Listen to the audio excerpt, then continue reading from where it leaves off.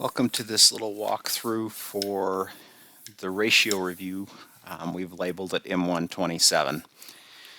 The ratio of bicycles to scooters is 36 to 28. Today there are a total of 48 bicycles and scooters. How many bicycles are there today? How many scooters? Solve using a table of equivalent ratios. So I have a table.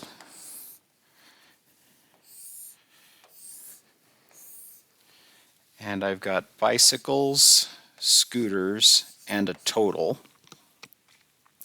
The ratio of bicycles to scooters is 36 to 28. If I add 36 and 28,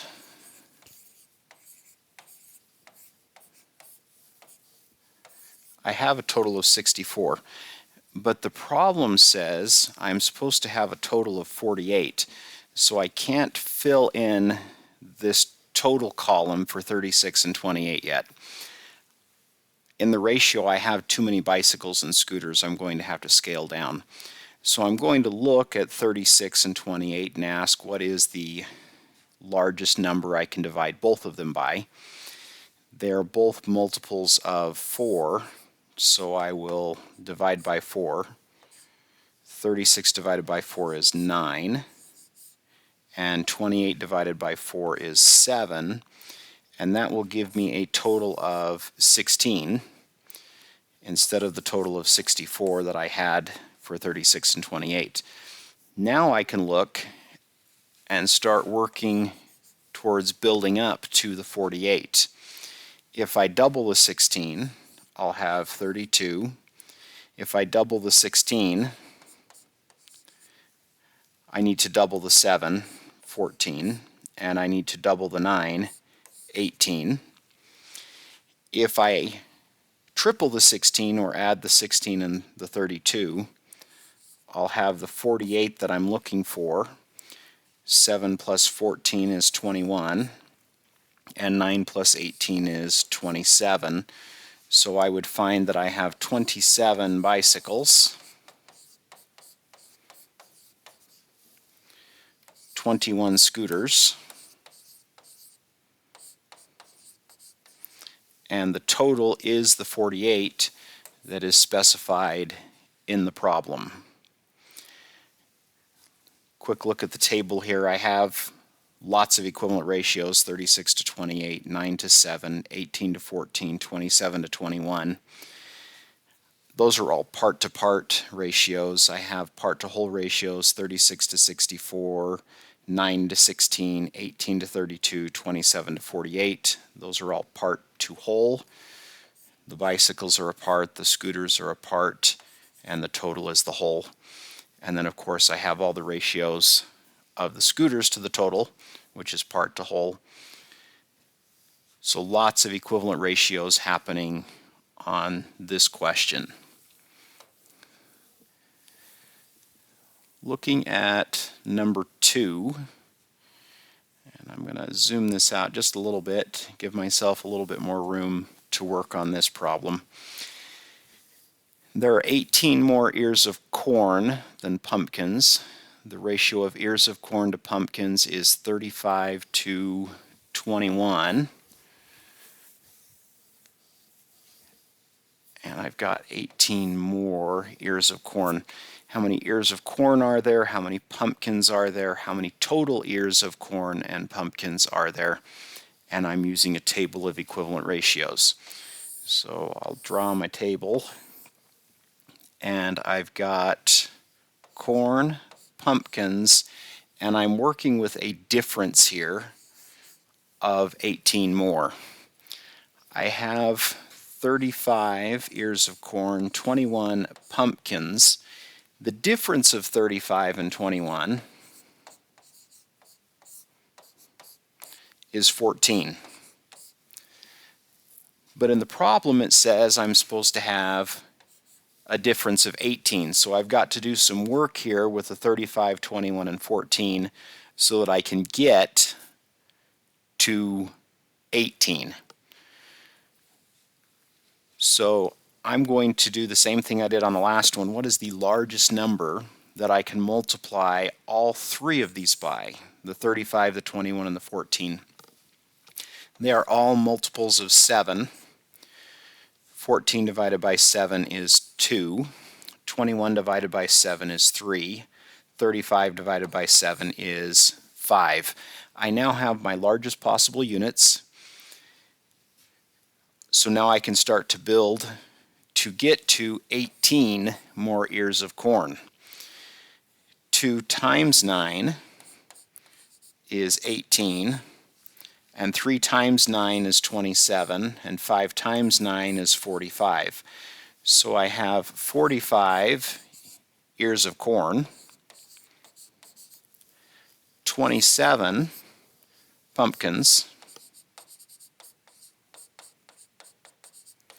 and if I add those together, I have the total of 72 total ears of corn and pumpkins. Again, working with equivalent ratios, finding equivalent ratios.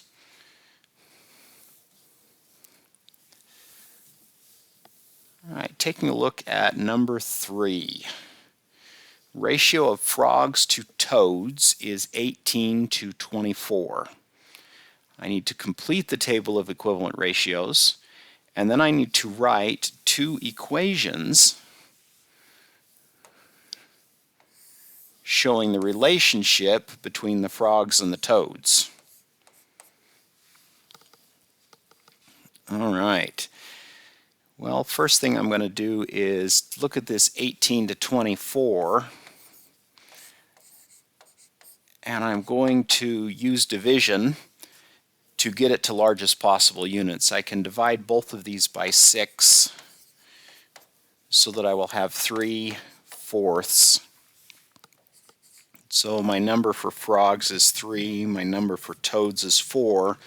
All of the ratios on the table are going to be equivalent to 3 to 4. 4 times 4 is 16.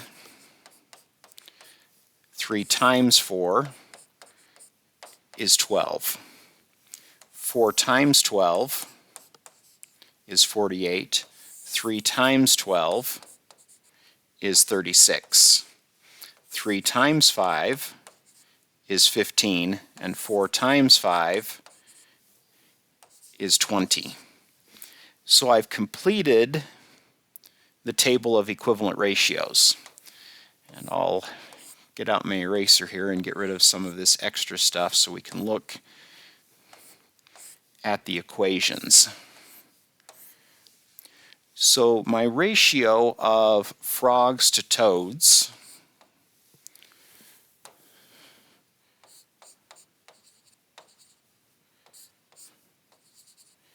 is 3 to 4. So the frogs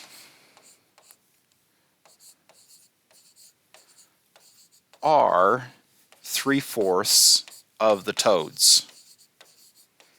The 3/4 came from the ratio of frogs to toads. I took that ratio and I turned it into a value, a fraction, that I can use for operations. So the frogs equal to 3/4 of the toads. There's one equation. The ratio of toads to frogs is 4 to 3. The value, 4/3. So the toads are 4/3 of the frogs. There are my 2 equations representing what's happening on this table of equivalent ratios. And again, these equations come from the ratios being turned into values and simply writing the sentence that represents frogs are 3/4 of toads. Frogs are 3/4 toads. And I do the same thing with the toads and the frogs. The toads are 4/3 of the frogs.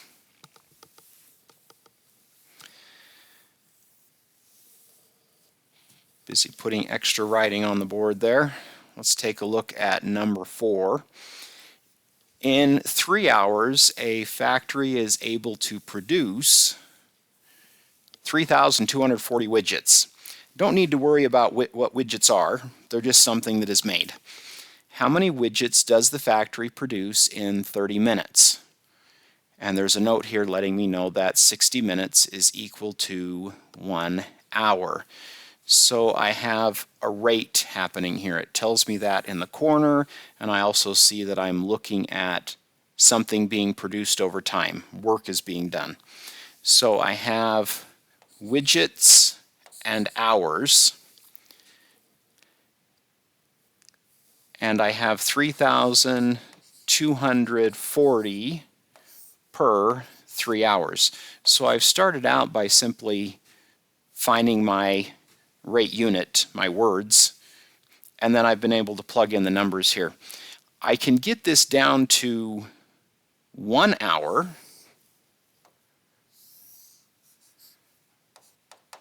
by dividing by 3. And in class, you are allowed to use a calculator. 3,240 divided by 3, 1,080.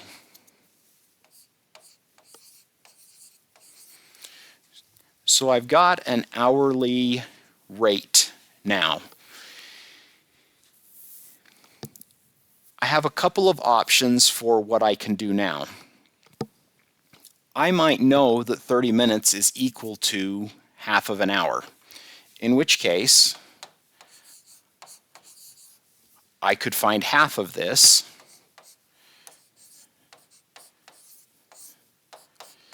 and find out that I'm doing 540 widgets in half an hour, which is 30 minutes. 540 widgets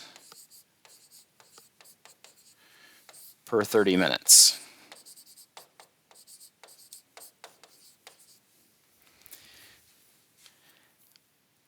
If I don't know that 30 minutes is 1/2 of an hour, I might need to do a little bit of a unit conversion. In which case, I know that I'm starting with 60 minutes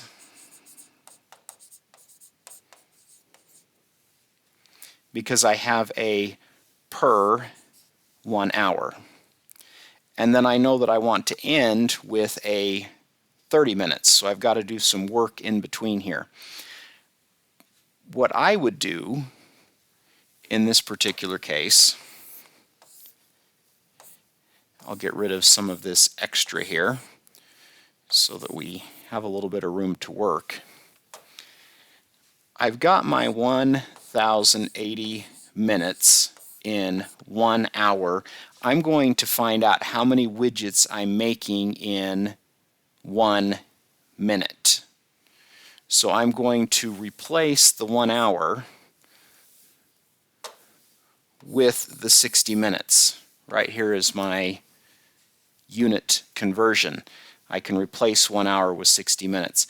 I can then divide by 60 to get down to 1 minute. I'm going to label that up here, it's 1 hour. So 1,080 divided by 60, and again in class, able to use a calculator, I'm going to find out that they are making 18 widgets in 1 minute. I can then multiply that, get rid of some stuff here, give myself room to work. I can then multiply that times the 30 for 30 minutes. Now I have 30 minutes, and I've got 18 times 30, and I would find that I have 540 widgets per 30 minutes. I could also observe or notice, and this takes us back to knowing that 30 minutes is half of an hour. Clear back here, I could notice that 30 is half of 60. So I could, again, just divide by 2 right up here and find that I have 540 widgets per 30 minutes. So lots of ways to look at this problem, but the key here is thinking about this relationship, minutes and hours. All right, one last problem to look at. At 11 a.m., there were 28 cakes completed and ready for delivery.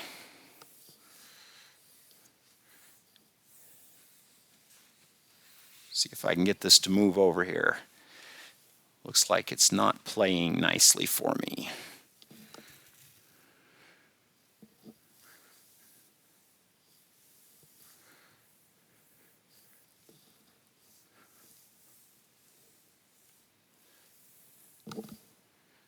It's cutting off the cakes here. Not certain what I've changed on this particular slide, but we'll go with it. You have the paper. At 11 a.m. there were 28 cakes completed and ready for delivery.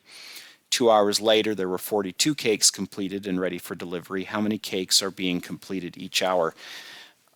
I've got a couple of steps I have to do in here. First, I have to notice that some time has passed. I had 28 cakes at 11 a.m.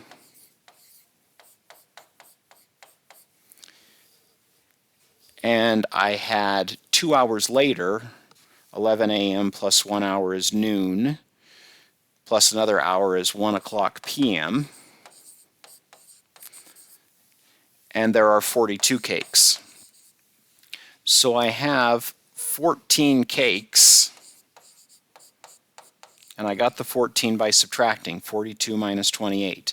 14 cakes in 2 hours. Where did I get the hours from? Well, it tells me that 2 hours have gone by 2 hours later. So I have 14 cakes in 2 hours. So I have my cakes and hours, and I had 14 cakes in 2 hours, and I want to get to 1 hour by dividing by 2, and 14 divided by 2 is 7. So I find that they are completing 7 cakes per hour. So the big thing here is I have to do some difference work that is different than some of the other problems we've done with difference. I have to recognize that there were 14 cakes, 42 minus 28, in 2 hours. All right, this went a little longer than I thought it would, but hopefully a lot of that discussion and thinking is useful to you.